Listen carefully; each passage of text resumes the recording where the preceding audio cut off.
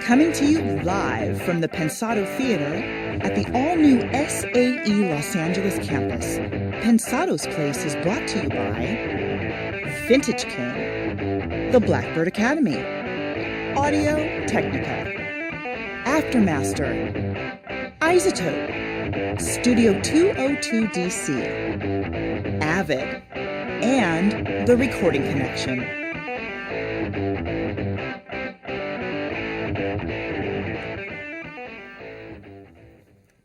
Our guest is on such a hot streak. Meet the man and the friend we call the rabbi. Dave's got an all-new ITL. The Pensado Wars 2 are heating up. Make your plans. Don't delay. You're at the place. It's Pensado's place.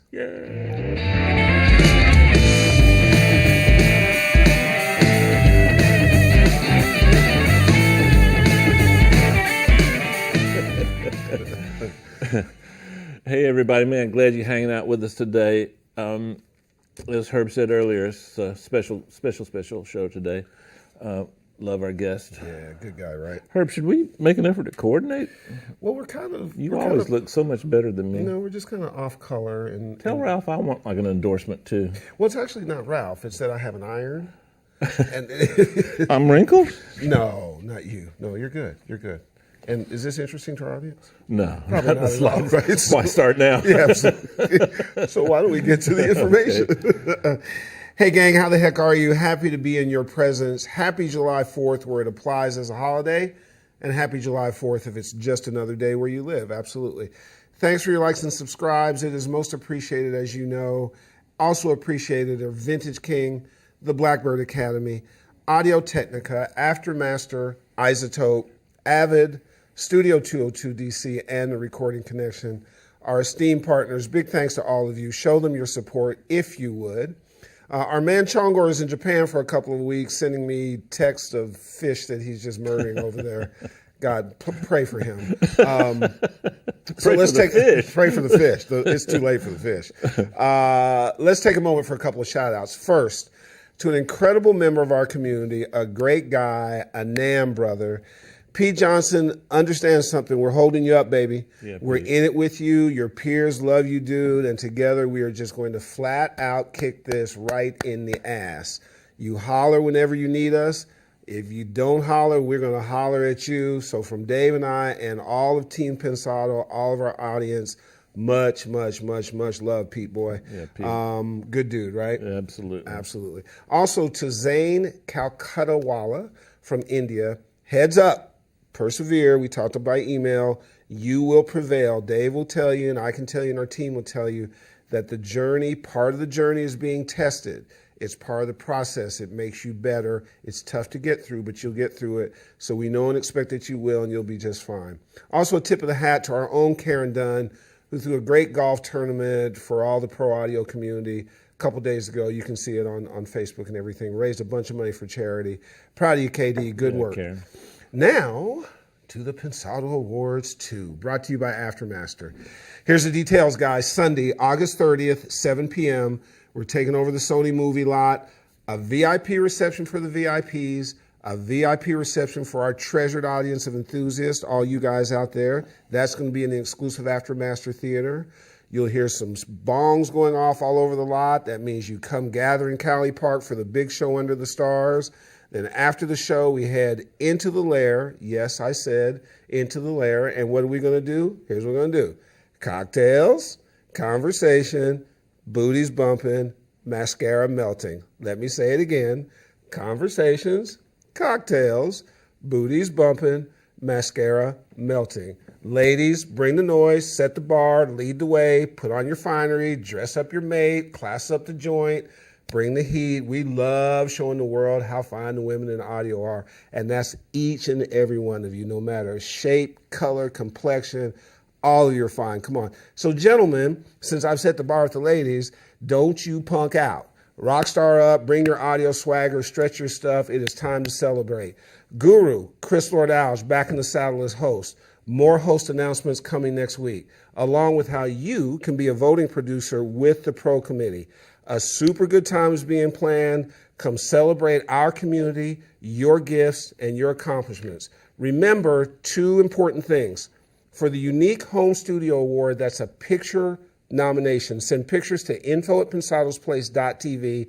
By the way, I've been getting some great submissions, and some of you are very slick. One guy sent me a picture of his home studio with me on the screen. Oh. Pretty smart, dude. I got it. I'm looking at it. And also for the AIR Award, that's Best Assistant Intern and Runner. Keep this in mind. This was the award that the press loved the most. So submit a paragraph on who you nominate and why. Also send that to info@pensadosplace.tv. Studios, schools, recording programs, this means you.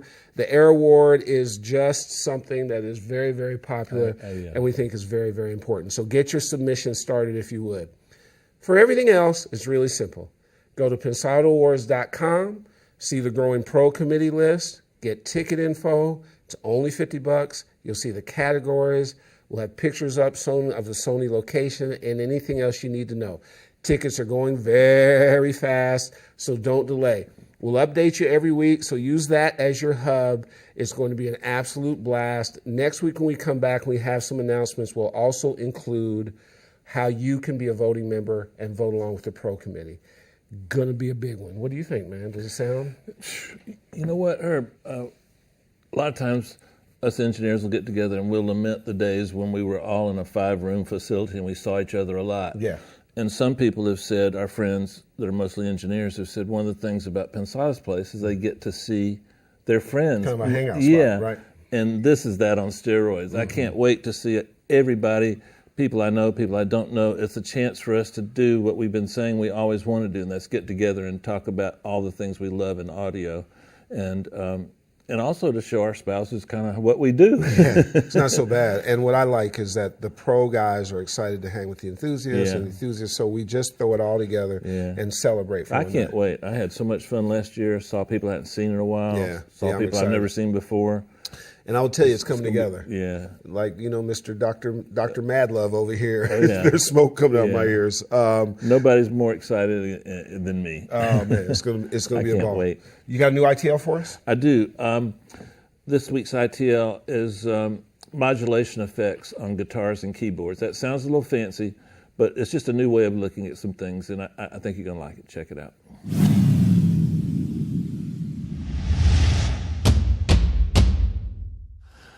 Hey guys, I always tell you about how much time I spend on the internet looking for audio websites and stuff, and I always tell you I love Pro Tools Expert. Russ Hughes and James and the boys, they just do such an amazing job. I'm going to share something with you that I saw Russ do, and I'm going to put a little bit of my own spin on it, but run over there and check out his version of this because it's really good, and everything on the site's good. This song is Can He Sing Like Me? It's Sound Parlor. My friends from South Florida, Danny Scordato and Alex Merrill, up-and-coming guys doing some really great stuff. I'm not through with this mix, so I'm not going to play you the mix yet, but I'm going to play you some pieces from this.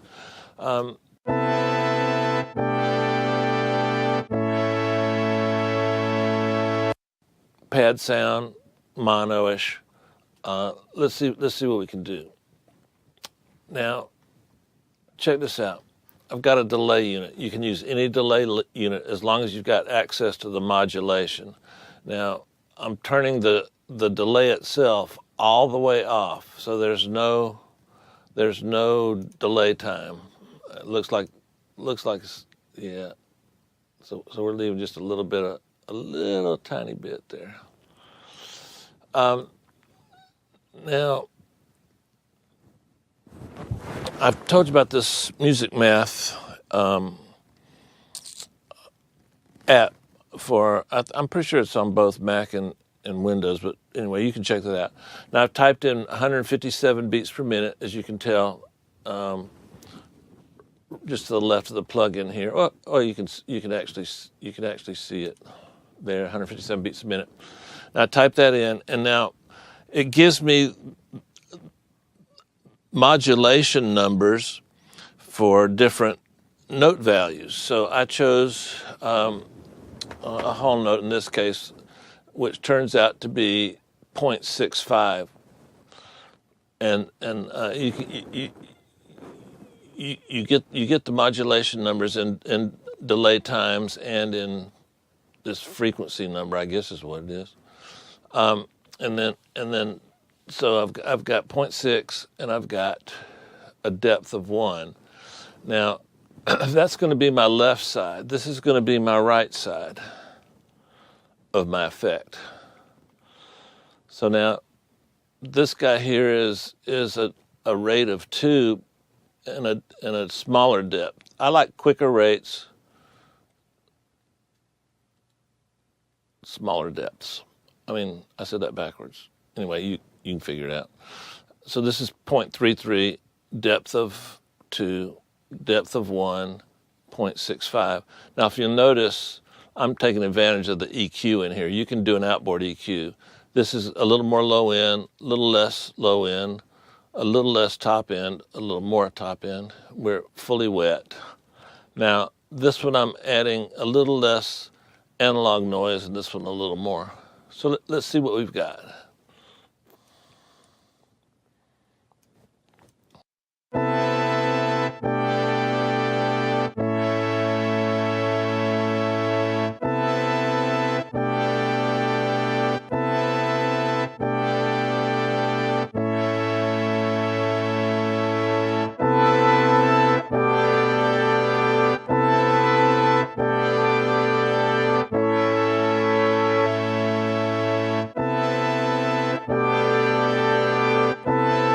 Doing some really cool stuff. BP, once again, can I get an amen? Amen. All right.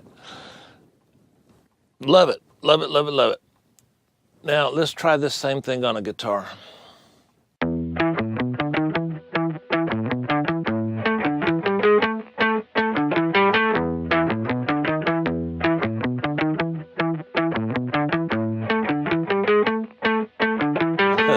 That's really cool. Right, Brian? Brian, you paying attention over there? Okay, just checking. Brian Peterson is our videographer, taking care and helping me with all this stuff, guys. Same plug-in, same everything. Just one time on guitar and one time on pads.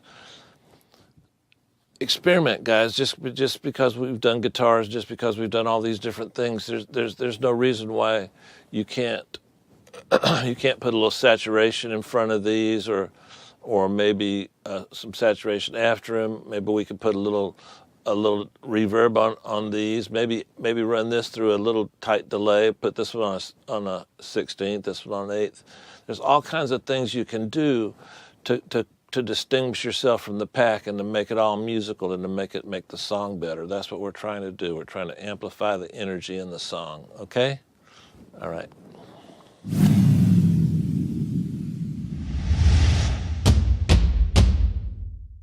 A few days ago, we spent time with a brilliant guy on an incredible hot streak with an absolute huge heart. Enjoy our hang with Andrew Scheps.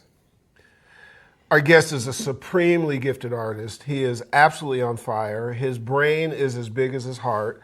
We are huge admirers. We are pleased to welcome to our desk the Rabbi, Mr. Andrew Scheps. How are you, bro? Great to be. Good to be here. Yeah, absolutely. Andrew makes me nervous. I have to say real stuff. Yeah, I can't make facts up like I do every other week. I just make stuff up. It's all good. Yeah. My posture has improved since he's been here. I know. Andrew's here. Andrew, man, thank you so much. I know you're making some sacrifices to be here, and thanks for having me. I really appreciate it. Shout out to Debbie, your lovely wife. Absolutely. On the Hosier record, you did all the songs on it. The single, there's you also did the single, the radio version. The version we hear is not your mix. But when we were talking about it the other day, I was struck by the fact that you were kind of complimentary about the sounds you were given as being a big element to how that record came about. Can you describe that for us? Yeah, it was interesting trying to figure out how they put the record together too, because I think that Andrew Hosier had done full-blown versions of the songs himself, and then... You mean mixed them? I don't know how far he got, but he had certainly demoed the hell out of them. I mean, really detailed stuff, and a lot of those elements had carried through when Rob Kerwin came in as a producer to finish the record. And Rob, if you don't know him, has engineered for Flood quite a bit and worked on a lot of the PJ Harvey records. So, I mean, he's got a great pedigree in that kind of darker, lo-fi English thing.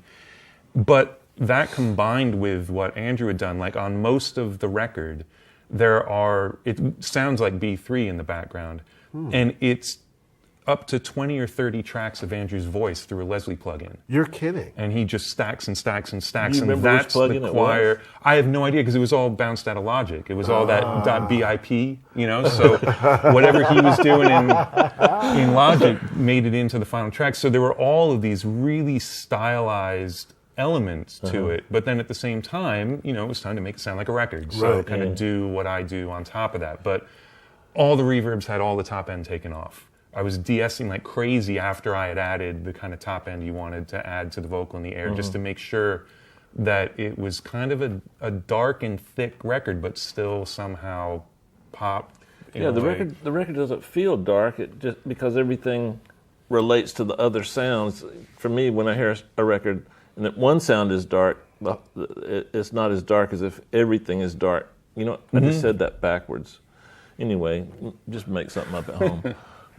But that record just had a cohesiveness, not unlike the Gaudier record, which I like too, that same kind of inventive sounds that are non-traditional sounds. And as a mixer, I'm sitting there thinking, what would I have done with that? And I don't know what I would have done. That's actually the question I had for you. So you receive this file, and it's different than does that push the Andrew Scheps sort of skill tools and say, this is interesting, and I've got to do something different than I ordinarily do? Yeah, I think I'm always trying, and I don't know how much of it's conscious and how much of it isn't, but I'm always trying really hard to be true to whatever I've been sent. And sometimes it's true to the tracks, and sometimes it's true to what they've told you about what they think the record is, and the tracks are nothing like that, and that's a disaster. Sometimes it's true to the rough mix, but the tracks aren't indicative of that. So just the spirit of it, and what the spirit seemed to be of this record was about, first of all, about Andrew's voice. That's it, and his guitar playing. Because he's the star, and I think a lot of people think he's just the singer, but he's a ridiculous guitar player. So trying to make that come through and have it just be a chunky, dirty record, not a slick thing, because it wasn't meant to be that. Right, and I think that's where that emotion comes from in that record. Is that it's cohesive. Yeah, and it's also sort of organic. Yeah, like it's not contemporized. Like it hits you in your gut. And whatever elements are still there from his very first version of the song, and as far as I know, some of the lead vocals might be from his first version. That's him, and that's what's important. And the band is great, and there's some amazing arrangements and all the rest of it, but it all is just serving him. Wow. One of the things that I like about that record is you don't hear the word warm associated with that record a lot. Warm just drives me nuts because that's just another word for dull. But dirty is dirty. It's that's not a commitment, right? Dirty is a commitment. I felt like it doesn't sound anything like it. He doesn't even necessarily play like it, but the sound of those Robert Johnson recordings, like that was the kind of grit that I felt like you want to kind of come out of it with some sense of that. He isn't that, and he's not trying to be that, but that's the connection he has to his guitar and the storytelling. That's a great observation. What plugin did you find yourself creating that vibe with to get that dirt? Was there one particular, or was it incorporated in what you were given already, or some of it was there already, and a lot of it was not adding top end to things I normally would, or rolling top end off of things. Like I was rolling off the top end on sends into reverbs that had the top end rolled off. So just doubly not letting high frequencies build up so that the bright things are completely on their own. I mean, and this is all after the fact deconstructing. I wasn't really thinking about it too much. Sure. But just for a little bit of hair on things, I love the Lo-Fi plugin. That's one of my favorite plugins ever. The Sans Amp, like two of the original DigiDesign plugins. I still use those all the time. Obviously, Decapitator's great. And just not EQing, not over EQing, and letting stuff that has too much mid-range just keep being too mid-rangey, that kind of thing. Forgive me for not knowing this, but did you do it at Punker Pad, or did you Punker Pad West?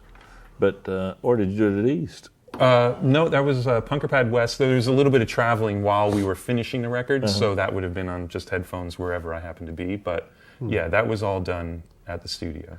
Can I ask you an embarrassing question? Yes, sir. Punker Pad West, Herb. What do you got? 411.76s, about 2011 1073s. Yeah, about that. Yeah. He's got like, I mean, when you see it, it's obscene. There's so much stuff. No, I was there this morning. Yeah. You noticed that? Did you notice of all this stuff? But he's got 2 pair of monitors. That's it. How can you? Because he's Andrew Scheps.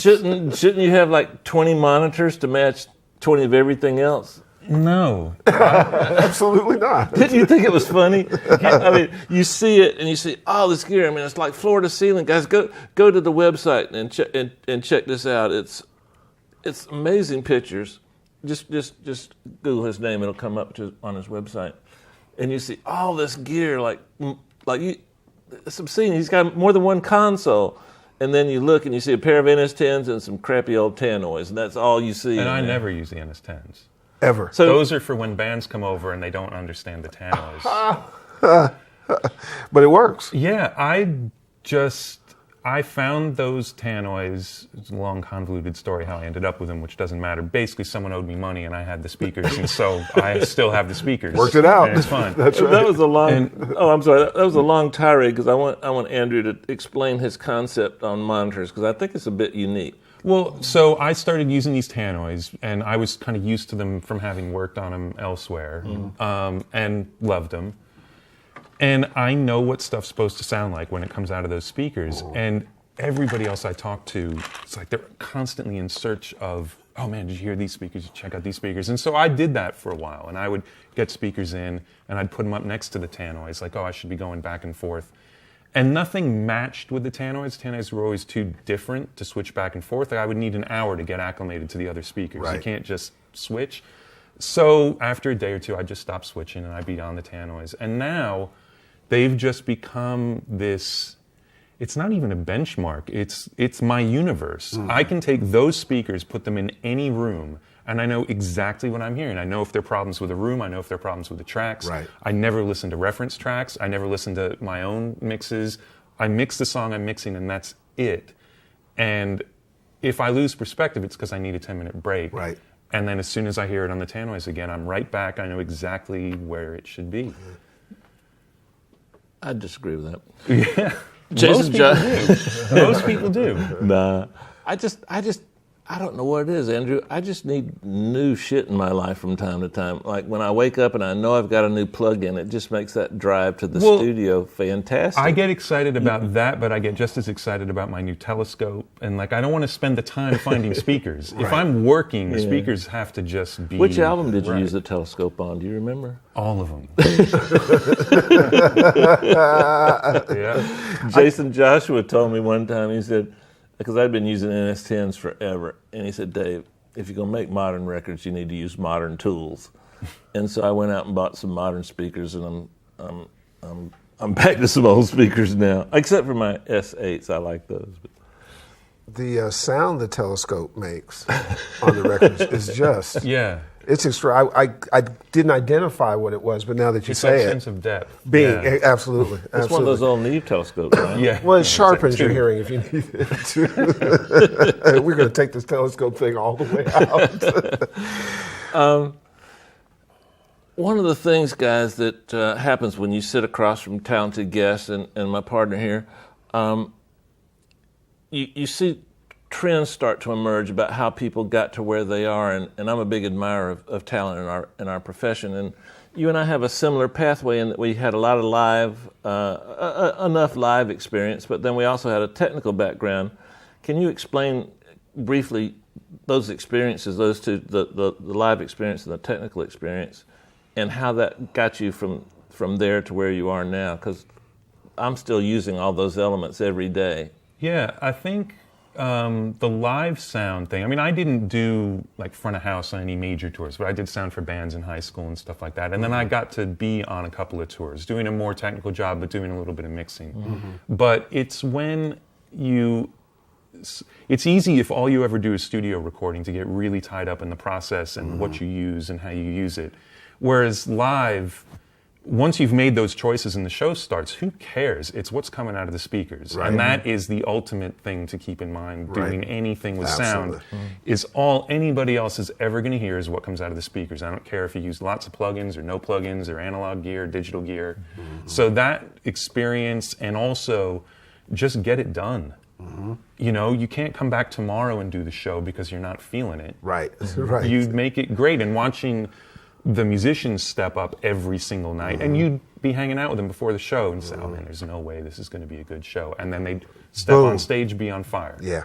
Yeah. So that, and then the technical side of things, first of all, you're not as reliant on other people. You have some idea of how stuff works, so you can work around problems without really thinking about it too much. But I think also, there are so many things which can be ascribed to voodoo with audio, like, oh, this piece of gear will change your life and make it magic. And Yeah.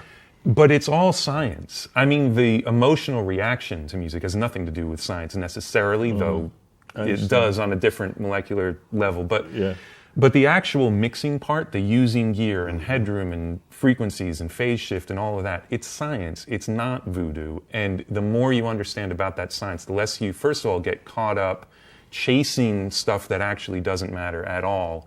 But also, the more you just understand about what you're doing, and you don't dig holes for yourself along the way. You know, I almost never start down a path to realize, oh, wow, that's not going to work at all. I need to completely back out of this. Because I've already in my head gone through Why are you making the fun of me, technical man? 'Cause part. that happens to me every mix. But you never get into a technical hole where it's okay, like, yeah. oh, I've now painted myself into a corner because of the way I'm using this gear. Now I can't do this other thing. Like you understand how stuff works, and it makes the technology get out of the way. Because it's a super technical thing that we do. Oh, boy. Across so many disciplines, that if you don't have that knowledge, I just think you're tying your own hands.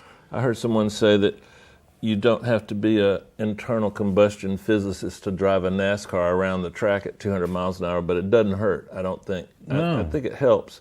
Do you think that experience, because I think for me, my answer to this question would be yes, gave you an early adoption for the digital world? Because you embraced that pretty early. In fact, you've mastered it. Well, I mean, I haven't mastered anything, but yeah, I was in it early just because I was a geek. I loved. You're not a geek now? No, I'm absolutely a geek. Yeah, I'm still a geek. But that TRS-80 Model 2 with the Oh dual my 8-inch gosh. floppies, There you go. that There was you like, go. oh my God, what can I do with this? And so getting to, my first job was working at New England Digital, who made the Synclavier, which we won't go into what it is. very you can look it technical up. job. But it was a super technical job, and I was doing field service. So I would show up when it was broken, and I had to learn really, really fast how to get that $250,000 broken thing working That's for the serious. session that Yeah. was stopped in its tracks. Right.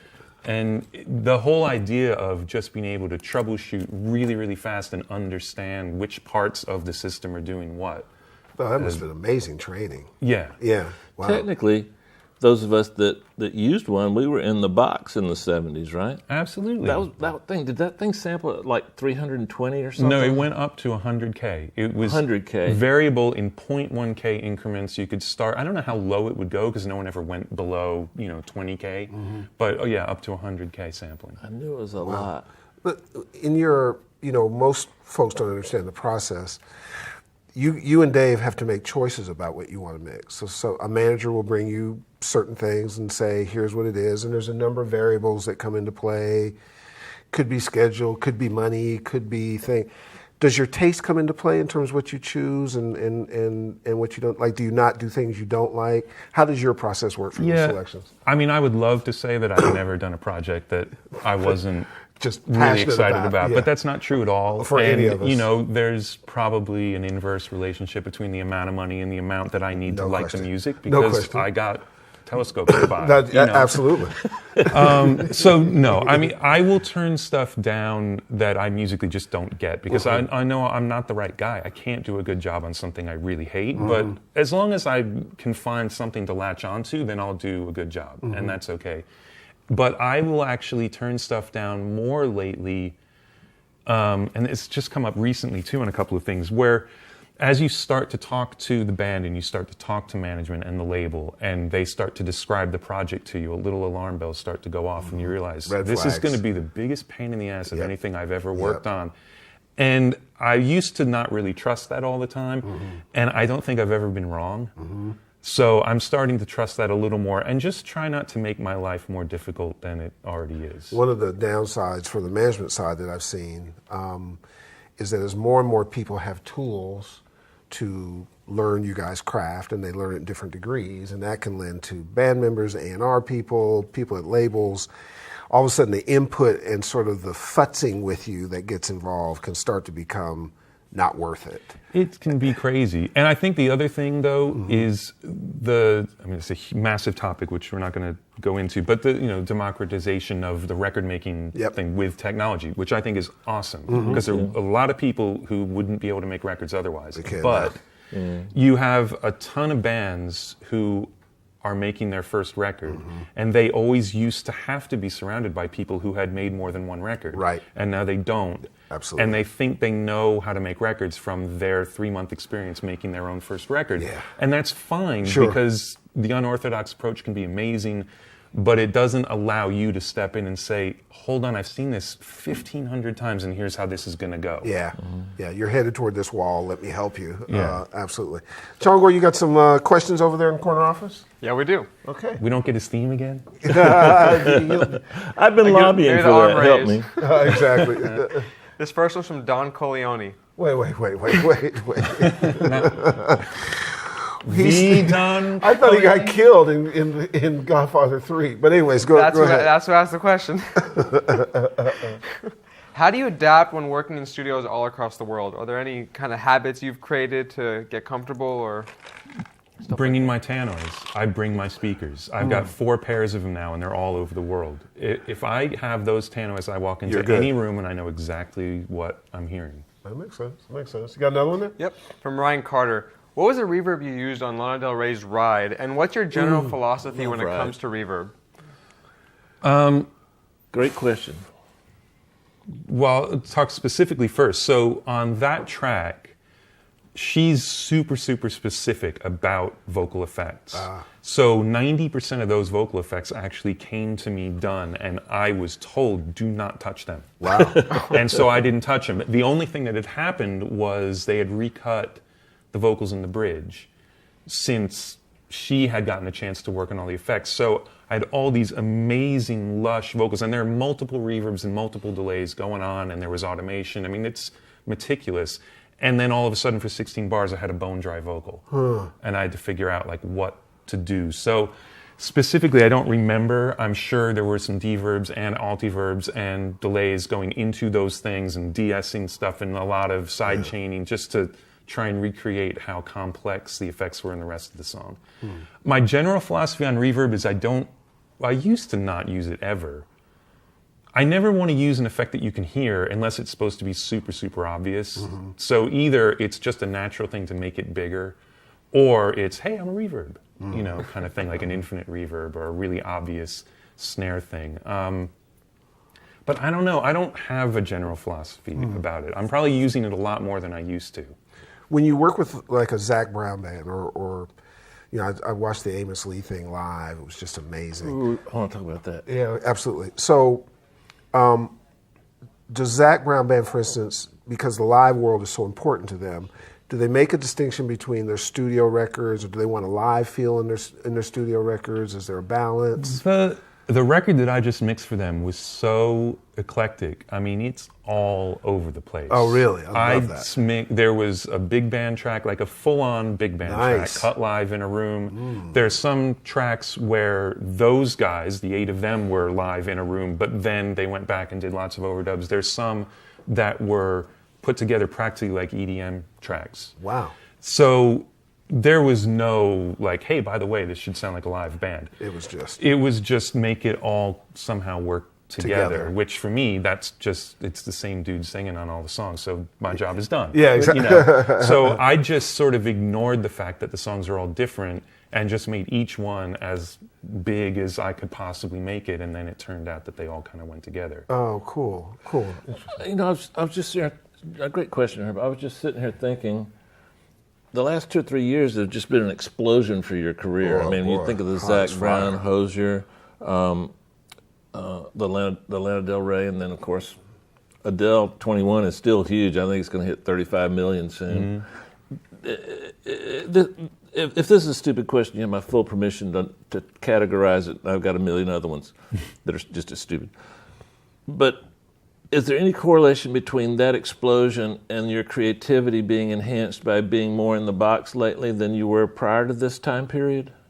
Is that enhanced your creativity, made it easier for you to in any way? It has, but I don't think it's actually affected my career yet, because like Adele was completely on the console. Gotcha. The transition was underway during Hozier, but there was still a little bit of outboard gear on the first half of that record, and then that transitioned fully in. I don't consider outboard gear as being not in the box. Oh no, I'm 100% in the box. Oh.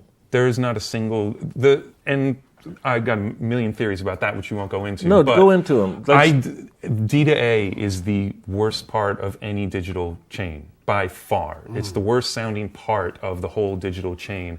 I don't go through any. They recorded it. It came in from a microphone through an A to D, hit Pro Tools. It stays that way until you play it back if the mastering's digital.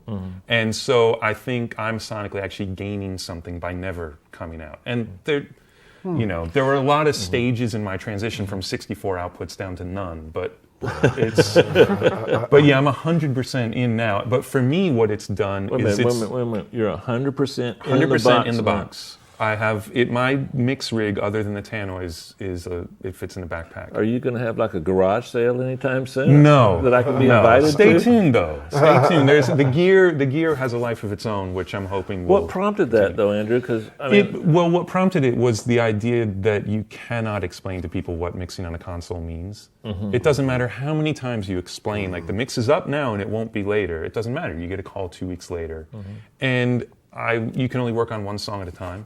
Right. And I was turning stuff down. And what's been transformative about moving into the box is I've got 3 records plus 2 sort of stray songs. So I've got 30-something mixes going right now. None of them are signed off, and it doesn't matter. 30-something mixes? I've got 3 full records. Shouldn't you be sharing that with other people here? Didn't you But learn this is anything over the in course. school? What happens is you get 3 projects that are supposed to happen. And Herb, I know you can speak to this. No question. 3 projects that are supposed to happen one right after another, God.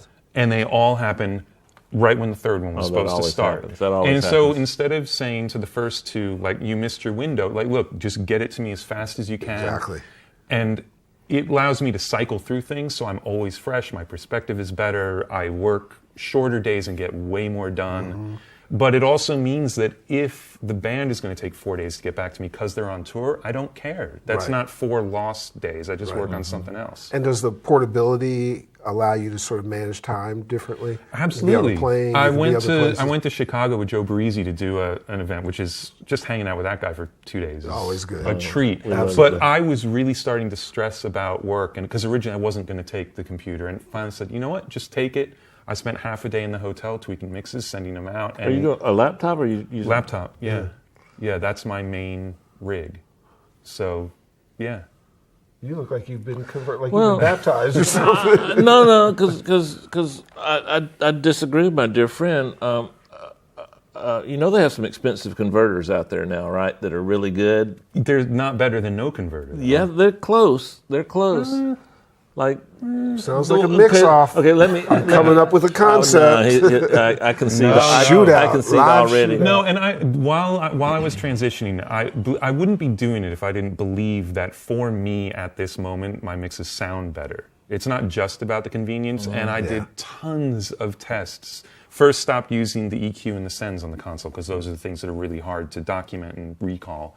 And then checking the summing, and then checking whether I do automation on the board or in Pro Tools, just all of that stuff. And I finally got to the point where sonically, I'm happier now in the box than I was when I was still on the console. Wow. I know you're a big proponent on different hard drives sound different. Oh yeah, it's my biggest thing. Yeah. Those G-Tech sound a little better than the Yeah, rest, though. I don't email myself mixes over and over to see which one sounds better. they? Just check it. Yeah. And what's your position on clocking? If you never go out of the box, you don't need it, right? Right. It doesn't matter. Now, it matters to a point because obviously you're listening to the clock because you've got to drive speakers. So you do have to convert, but that conversion, unless your clock is really bad, doesn't matter. When you print your mix, your clock's perfect because your mix slides with your clock. So I don't have clocking issues. I mean, I wouldn't work on the laptop's internal clock because that just sounds bad enough that it's hard to work. So technically that'd be a piece of outboard gear, wouldn't it? Well, no, because if I'm on an HD native card with an HDIO, like that's the clock. It's the converters. It's turned into batter's box somehow. Yeah, the HD card is technically outboard, but hey, Okay. man, okay, I can give you that. All right. Hey, Cole, make a note. Throw all my shit away when I get home. I'll buy it. So, how do you make a plugin? The 1073 plugin you made is incredible. I love it. I've never been the biggest fan of 1073s because it makes my stuff sound like it was recorded through a pillow. But how did you make that plugin? I think I'm curious about the process. I kind of know the process, but take me from point A. Somebody comes to you and says, "Hey man, I love you. The beer's great. Can you make a plugin?" Yeah. Well, I mean, basically, it's a collaboration with Waves. So Waves made the plugin, and they've done collaborations with a bunch of people. So the fact that they even wanted to do one with me is pretty flattering, considering their list. And we'd been talking about it on and off for years. And I didn't really want to do an artist bundle in the way that some of the other guys did, because all of my processing is parallel and on multiple sources, and that's really difficult to do with a plugin. You can't just pop that on an insert of a track because it doesn't do what I do. So we just decided that this would be a great place to start because Waves obviously spend years modeling gear and they get better and better and better at it. And they'd gotten to the point where they felt like it was time to go back around on the EVQ because they had done the VEQ, which is sort of a hybrid of a bunch of different EVQs years ago. And when they did it, they just asked, do you want to be involved? Because, I mean, I've got a bunch of 1073s and use them all the time. No, you don't. For recording, I do. Oh, okay. Just got checking, man. And it's for me, that's my favorite mic pre and EQ, period. If I could only record with one thing for any source for the rest of my life, that would be it. And it wouldn't be a compromise. Don't get ahead of yourself. You know we got batter's box. Oh, I know. All right. Okay. So anyway, so they, what they do, like when they modeled all of Jack Joseph's gears, they went and chose his specific one. So they asked me, well, do you have a particular 1073 that is amazing? Like, well, no, I like all of mine and they all sound different. And it's not like I keep track of, oh, this is the kick drum one. Like, I don't care. Right. I'll just get something a little different out of it. So they said, well, look, we've got one that we think sounds great. So we're going to model ours and then we're going to send it to you. And what we ended up doing was I took their model and compared it to all 10 of mine. Okay. So if there was anything that sounded like 8 of them, cool. But if there was anything that didn't sound like any of mine, like, okay, we've got a problem here. Right. And so we spent a long time almost making it like the generic 1073, which in some ways I think is cool because otherwise, when you listen for something that's super special, it's usually got extra harmonic distortion or something like that. And if you have that on 30 tracks in a Pro Tools session and they all have the same extra harmonic distortion at the same frequency, all of a sudden that stuff starts to build up and get weird. Whereas this, I think, may not have as much character as people want out of a modeled piece of old gear, but I think it's a lot truer to if you had a console with 16 of them that were different. That last sentence is probably why I like it so much. Yeah. How did you get the gain structure? Because so much of electronics, as you know, is dependent on how much of the signal you pump in and how much you pump out, and that there's that area where it's all kind of sweet, and there's that area where it gets a little furry. Yeah. How'd you model that? Well, not how'd you model it, but how'd you get them? Well, there are two gain stages to the plugin. There's actually an input fader, and then you've got the input knob that's modeled as part of the 1073. So what we did was to use that stepping input knob, the attenuator, that was going to control the harmonic distortion. Because as you start to push, that's what you're getting other than just gain. So as you add more of that, you get more of the harmonic distortion, and it's kind of the generic version of the distortion across these 10 units that I had that we were testing against. Then the input fader is what gets you into the sweet spot of how much level you actually need to push through the circuit to make it sound right. And we put a link between the input and output fader so that you can crank the input fader and the output fader will come down, so you're not fooling yourself with level. If you crank 5 dB extra into the plugin, it pulls the output down 5. So you can really mess with how much color you're going to get. You know, Real quick. Sure. So is there a favorite preset that you like? Because I own that plugin and I love it. Is there a preset that I should start to get the Andrew Scheps sound? You know what? The only preset, like they said, by the way, if you're putting your name on it, you got to do presets. Because I hate presets. I hate doing them because I feel like, who am I to say this is what to do? You don't like seeing your name every day when you pull it down? No, it freaks me out. But well, do you like seeing my name? I love seeing it. Okay, good. Just clarifying. Everybody else.